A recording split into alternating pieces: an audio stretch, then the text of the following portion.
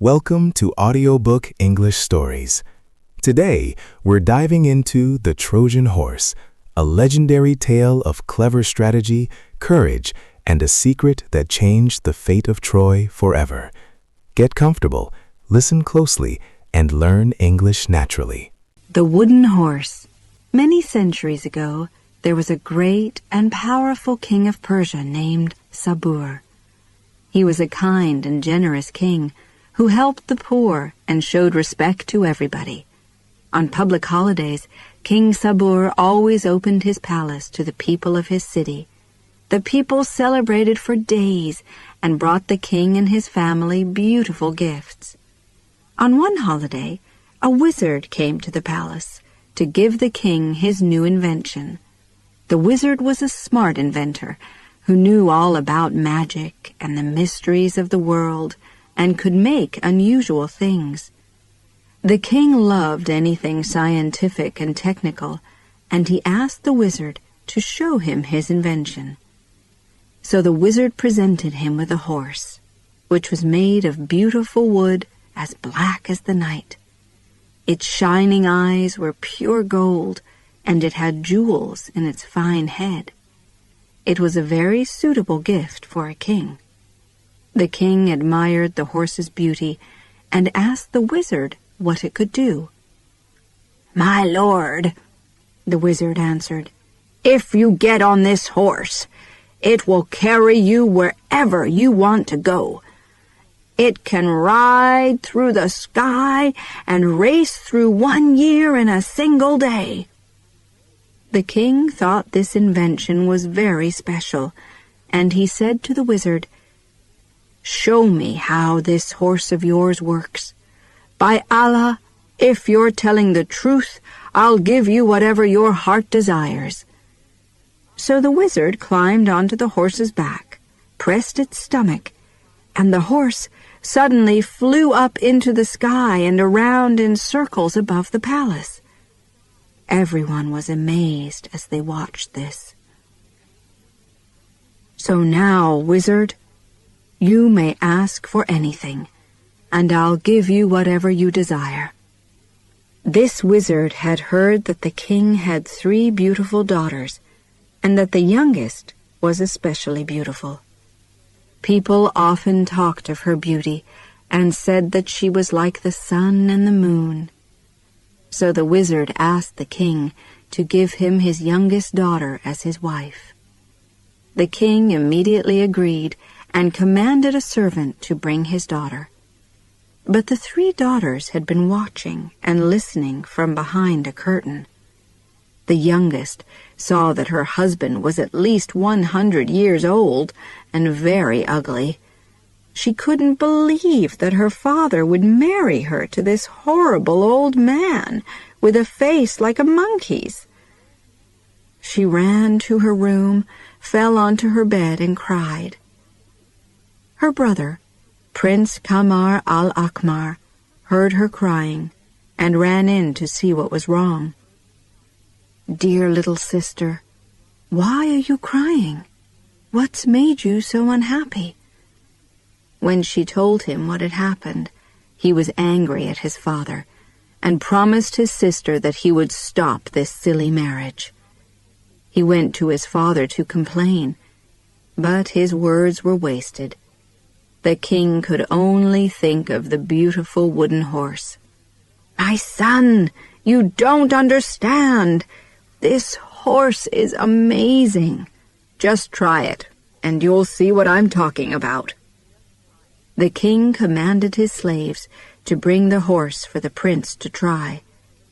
The prince was very good with horses, but when he got on this horse, it wouldn't move. He sat on its back, kicking its sides and commanding it to move, but it just sat there, completely still. The king was very angry and ordered the wizard to show the prince how it worked. But the wizard had heard everything that the prince and the king had said, and he was very angry at the prince for trying to stop his marriage. He came forward and, without smiling or even looking at the prince, pointed to a button on the horse's stomach and said, "Press this." The prince thought this man was quite rude, but he pressed the button. Suddenly, the horse flew into the sky, higher and higher, until the prince and the horse were only a tiny spot. In the end, the king couldn't see the horse or his son at all. He was very angry and told the wizard to make them come down again. But the wizard pretended that he was innocent. "My lord, there's nothing I can do. Your son was too silly and proud to ask me about the button for coming down, and I'm afraid I forgot to tell him." When the king heard this, he was even angrier, so he ordered his slaves to put the wizard in prison. He then closed the doors of his palace, and with his wife and daughters and the rest of the people in the city, cried and cried for the prince they had lost. While all this was happening, the horse kept flying nearer and nearer to the sun. The prince realized now that the wizard had heard his conversation with his father and had tricked him. He knew that he was completely lost, and he regretted ever getting on the horse. But he was certain that if there was an up button, there must be a down button too. He kept feeling all over the horse until he found 2 buttons. He pressed one, and the horse went faster and higher. So he quickly pressed the other one, and the horse immediately began to slow down and fly toward the earth again. When the prince realized that he had learned how to control the horse, he was very happy. He then began to play on the horse, making it go up and down and around in circles. He flew over cities and countries he had never seen before. One of these countries was especially beautiful, with green hills, clear streams, and many different types of animals. He came to a large city, which looked interesting. The sky was beginning to grow dark, so he decided to stay in that city for the night. He looked and looked for somewhere to land, and eventually saw a tall palace. He pressed the down button and landed gently on the roof of the palace. As the prince got down from the horse, he looked up at the sky and thanked Allah for his safe journey. He then carefully inspected the horse, which had given him such an amazing ride. He couldn't believe how wonderful it was, and thought to himself, "If this horse delivers me safely back to my father and family, I'll thank that funny-looking old wizard." The prince was hungry and thirsty, but he waited on the roof until he was certain everyone would be asleep. He then went quietly down into the palace to find something to eat. When he was inside, he wandered through the different rooms and halls, admiring the beautiful architecture. He saw a light and found that it was outside a door which was slightly open. There was a slave boy sleeping in front of the door, guarding the room. A large sword was lying on the floor by the slave's side, and there was a leather bag next to him. The prince prayed to Allah to protect him, and slowly and carefully took the leather bag and found some food inside. He ate quickly, returned the bag to its place, and stole the slave's sword. The prince then went quietly through the door and saw a beautiful white bed. There were 4 slave girls sleeping on the white stone floor around the bed. A beautiful young woman was lying on the bed, also sleeping. Her hair was black and shone so brightly that it seemed to be full of stars. Her face and body were like a wonderful dream. The prince was so amazed by her beauty that he wasn't afraid. He went up to her, shaking with pleasure and excitement, and kissed her gently on her soft cheek. She immediately woke up with fear in her eyes. "What's happening? "Who are you?" she asked him. "I'm your slave and your lover," the prince answered softly. "And who sent you here?" she asked. "Allah sent me," the prince replied. The princess looked closely at this young man's face. He was very handsome, and she was suddenly filled with love and desire.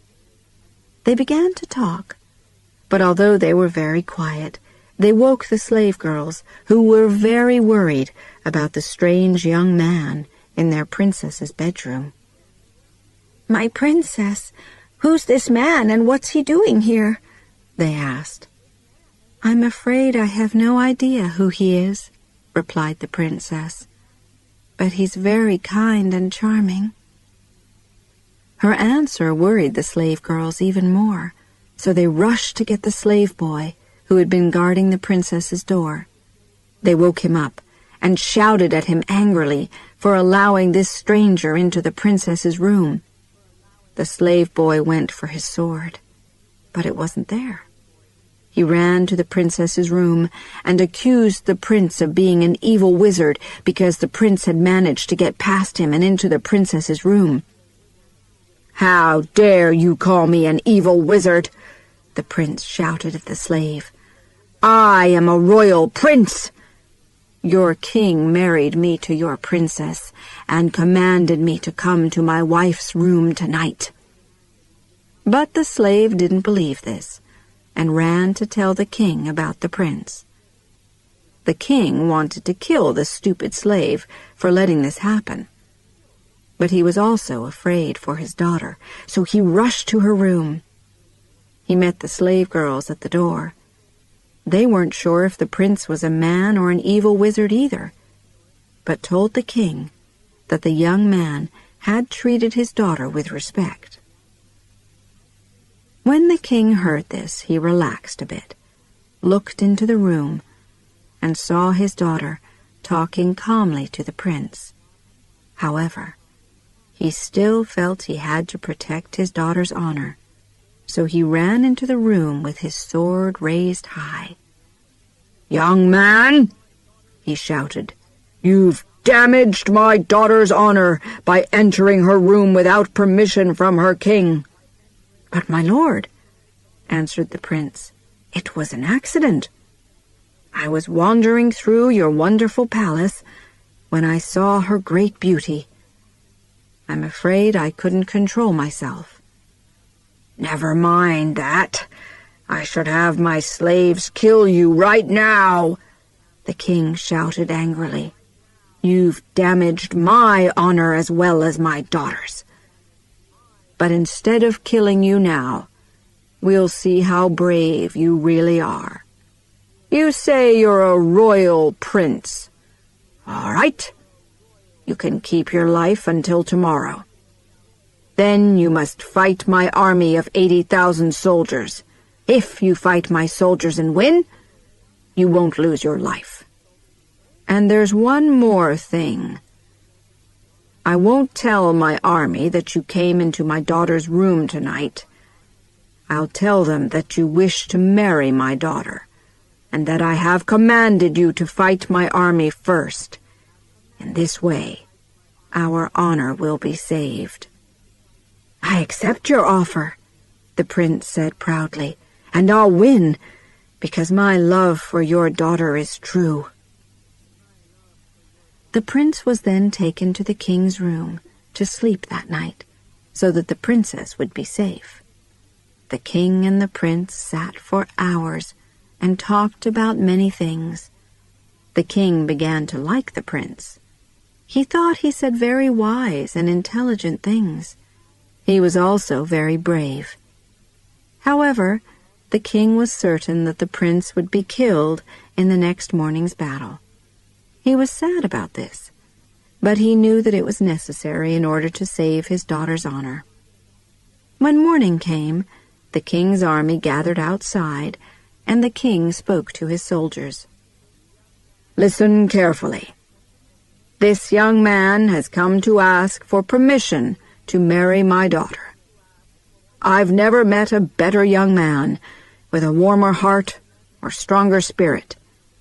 He's told me that he can fight you and win. When the battle begins, you must attack him with all your strength." Then he turned to the prince and told him to choose a horse and prepare for battle. "I'm afraid, my lord, that none of your horses pleases me," replied the prince. "What? These are the best horses in the country," the king replied. He was a little annoyed and felt that the prince was trying to make a fool of him again. "My lord, I would prefer to ride my own horse, the horse I came on." "And where is your horse?" "On top of the palace." "Where?" "On the roof." "What? Now you're being silly," said the king. "People will think you're crazy." "Maybe you are crazy." The king commanded his guards to go to the roof and bring down the prince's horse.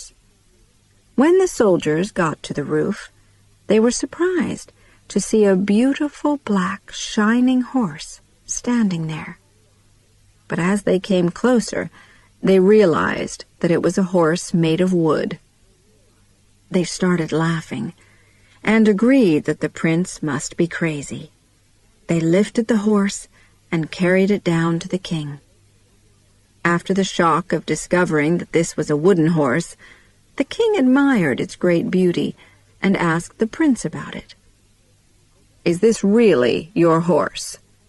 "Oh, yes," the prince replied, "and you'll soon see just how amazing it is." "Well, it's time for the battle to begin. Get on your horse, prince," the king ordered. But the prince refused. "My lord, your army is too close. I can't get on my horse until you command them to move back." "And why is it necessary for me to move my army back?" the king asked, with an annoyed look on his face. "They might make my horse nervous, my lord," answered the prince. So the king commanded his soldiers to move back. The prince then shouted, "Now watch, my lord! I'm going to get on this horse, and you'll find out how smart and strong we are. Together we'll destroy your army." "Yes, yes, just get on the horse," shouted the king, who was beginning to lose his patience. There were a few moments of silence as the prince climbed up onto the horse's shining back. Everyone was feeling tense as they waited for the battle to begin. As soon as the prince was on his horse's back, he bent down and felt around the horse's stomach. All the people pushed each other to try to see what he was doing, not realizing that he had pressed the up button. At that moment, the horse flew straight up into the sky. When the king saw this, he shouted at his men, "Quick! Catch him before he escapes!" But his soldiers were afraid and shouted back, "Oh, king, how can we catch a flying horse? This man must be an evil wizard. Oh, Allah, please save us from him." Then people began to run in different directions, shouting in fear, "Allah, save us!" After watching the prince's trick, the king rushed back to the palace and told his daughter what had happened. She became violently sick and fell on her bed crying. Her father had never seen his daughter so unhappy and tried to make her feel better. "But, dear daughter, we should be thankful that Allah has saved us from this wizard who only wanted to make love to you." But he didn't realize how much his daughter loved the prince. She ignored her father's sympathetic words and told him that she wouldn't eat or drink until Allah brought her lover back to her. As the days passed, her condition became worse and worse. Her father was very worried and kept trying to help her, but she only loved the prince more and felt lonelier for him each day. When Prince Kamar al-Akmar had flown high into the sky and knew he was safe, he turned his horse toward his own country. But as he flew toward his home, he could only think of the lovely princess. Her city was called Sana'a, and he locked that name in his memory so he could return. When he finally reached his own city, he came down to land on the roof of the palace. In the palace there was a great silence. The rooms were dark and empty. He thought that someone in his family had died, so he hurried into his father's room and found all his family dressed in black, with sad, pale faces. When his father saw him, he shouted with joy and ran and put his arms around his son. Everyone cried with happiness and asked the prince what had happened to him. The prince told them about Sana'a, the princess, the king, and his soldiers. "Praise to Allah for bringing you home safely, my son," cried the king. He sent messengers to give everyone the wonderful news. He then commanded his servants to prepare the palace and the city so that they could celebrate his son's return. The streets and markets were decorated and beautiful music was played. The king and queen threw their black clothes away and went out to meet their people. Everyone danced, sang, and ate, and drank as much as they could for 7 days and 7 nights. During this time, the prince asked his father what had happened to the wizard who had invented the wooden horse. The king became angry when he remembered the wizard. "He's an evil man, and I was a fool to trust him. He's been in prison since the day you left us, and he'll stay in prison forever." But the prince told his father how amazing the horse was, and asked him to let the old man out of prison. The king finally agreed, but he wouldn't allow the man to marry his daughter. When the wizard was freed and given this news, he was very angry. Although he had gotten his freedom back, he had lost his wonderful horse and his beautiful wife. He regretted giving the king the wooden horse. As the people continued to celebrate, the king and his son returned to the palace to eat, drink, and talk together. Despite the fact that the prince had managed the horse so well, the king was worried, and he tried to advise his son. "I know that you've used this horse well, but you don't know everything about it. There could be hidden dangers. I think it would be a mistake for you to ride it again." While they were sitting and talking in this way, a beautiful slave girl began to play music for them. She sang a song about separated lovers. As the prince listened to its sad words and beautiful music, the fire of love burned in his heart, and he wanted the lovely daughter of the king of Sana'a more than ever. So when his father wasn't looking, he went quietly up to the roof, got on his horse, pressed the up button, and flew up into the night sky. After a few hours, the king wondered where his son had gone. When he couldn't find him anywhere in the palace, he went up to the roof and saw that the horse wasn't there. "Oh Allah," he prayed, "please protect my son." And then he thought, "If my son returns to me, I'll definitely destroy that horse. Then the prince will have to stay here on the ground, and I can stop worrying about him." The prince flew through the night sky on his way to Sana'a and his love. When he arrived, he landed on the roof and went quietly down into the palace, where he again found the slave boy asleep in front of the princess's door. He listened through the door and heard the princess crying and talking to her slave girls. "Princess, why are you crying about someone who left you and doesn't care about you?"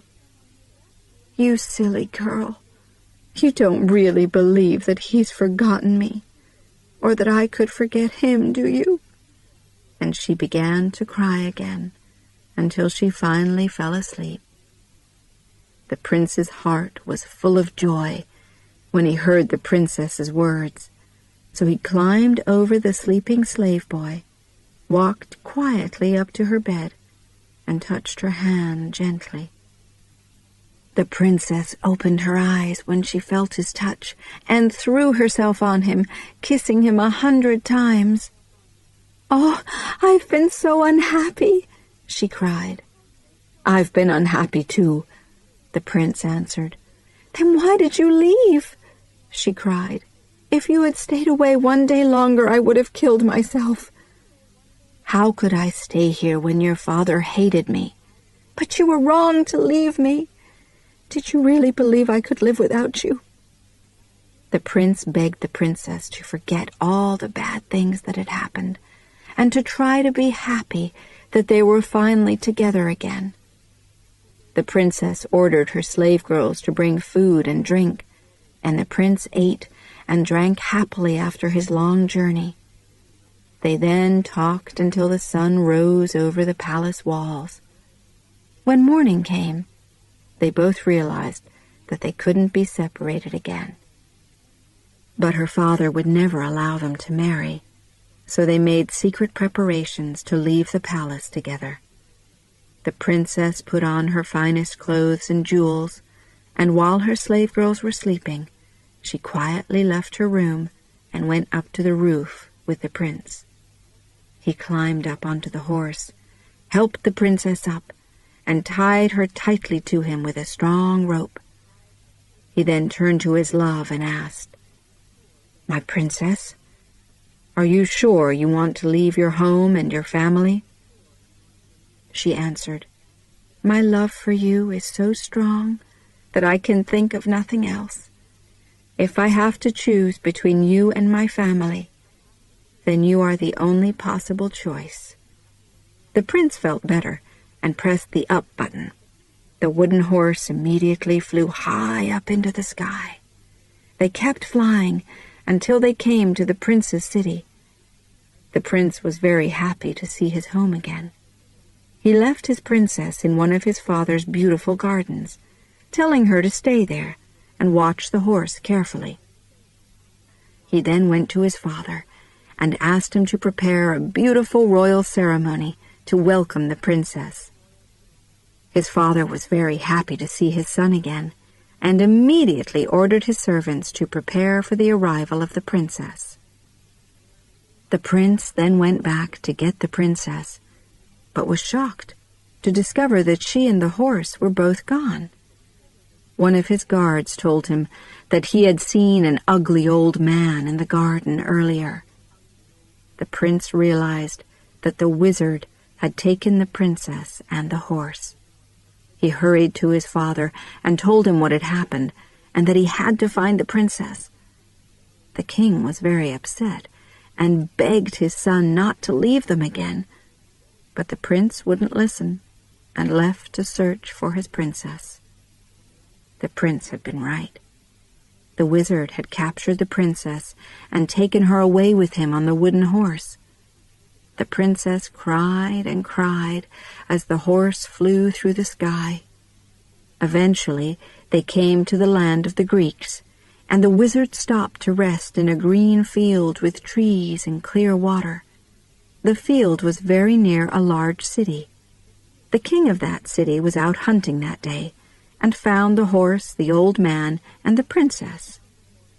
He wondered why this beautiful princess was traveling with this ugly old man, so he asked her about their relationship.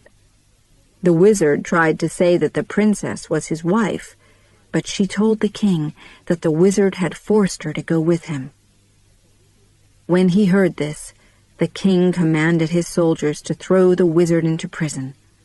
The king took the princess with him and put the beautiful horse with his other treasures in a special room in his palace.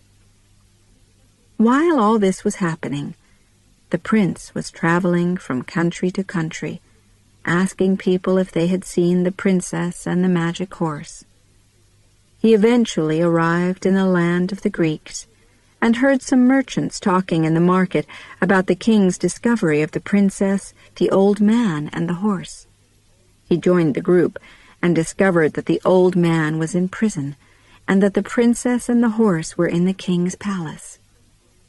He immediately traveled to the palace, but it was too late for the guards to take him to the king, so they decided to put him in prison for the night.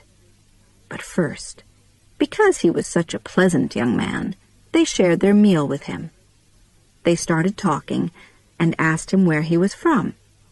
When he told them he was from Persia, they laughed and said that all Persians told terrible lies. "And the worst of you is in our prison right now. He says he's a wizard. When the king found him, he had a beautiful young woman and an amazing wooden horse with him. The king has fallen in love with the woman, but she's completely crazy. If this old man was really a wizard, he could save her. But he can't. The king has spent almost all his money this past year on doctors to try to cure her, but nothing has worked. The horse is locked away in a special room, and the old man is locked up in this prison." Finally, it was time for the guards to lock the prince up for the night. As he sat in his cell, he heard the old man crying and talking to himself in the next cell. The prince shouted at him, "Be quiet! Do you think you're the only person who has problems?"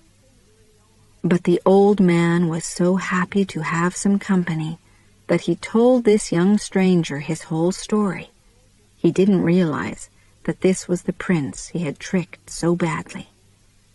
As the prince sat there in the darkness, listening to the wizard's complaints, he had an idea for freeing his princess. The next morning, when the guards took him to meet the king, the prince told the king that he was a doctor from Persia who traveled the world helping sick and crazy people. The king became very excited. "Oh, doctor, I'm so happy to meet you," he said, "and you've come just in time. Thanks to Allah." He then told the prince all about the princess and the horse. "If you can cure my princess, I'll give you anything you desire in payment," he promised the prince happily. So the prince agreed to treat the princess. He told the king that he would have to examine the wooden horse because he would need it for the treatment. So the king took him to see the horse. The prince inspected it carefully and found that it was in perfect condition. The prince then went with the king to the princess's room. The king waited outside while the prince went in to examine the princess. The princess was crying, screaming, and waving her arms around wildly. The prince knew that she was just pretending so people would stay away from her. As he came slowly toward her, he tried to make her relax. "Please, don't worry. Nobody's going to hurt you, my beauty." When he was by her side, he whispered in her ear, "It's me, Qamar al-Akmar." As soon as she heard this, the princess screamed and fainted with joy. The king was very worried and shouted through the door, "What's going on in there? Have you frightened her? Are you all right, my princess?"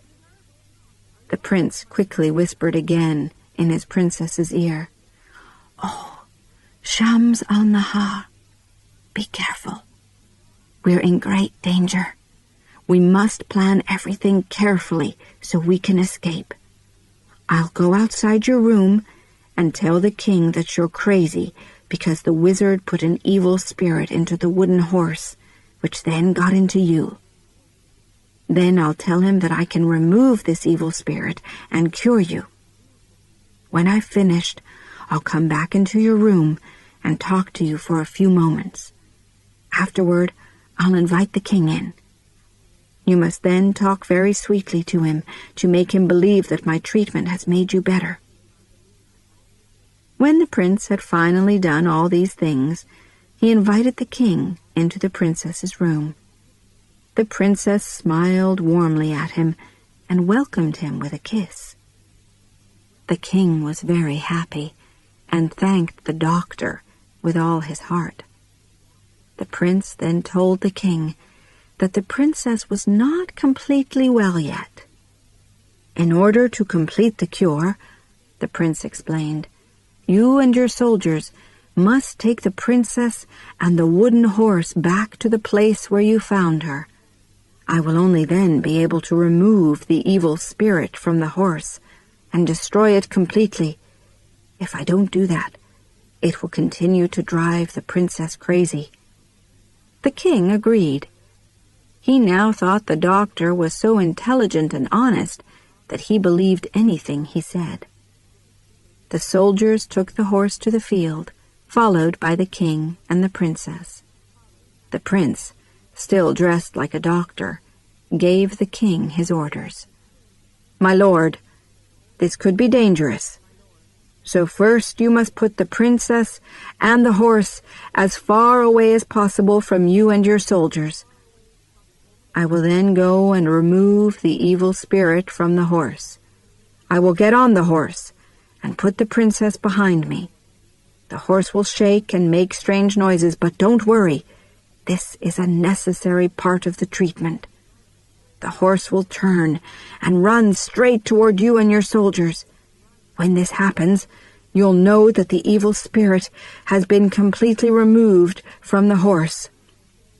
You may then do whatever you want with the princess. When the king heard this, he was very happy.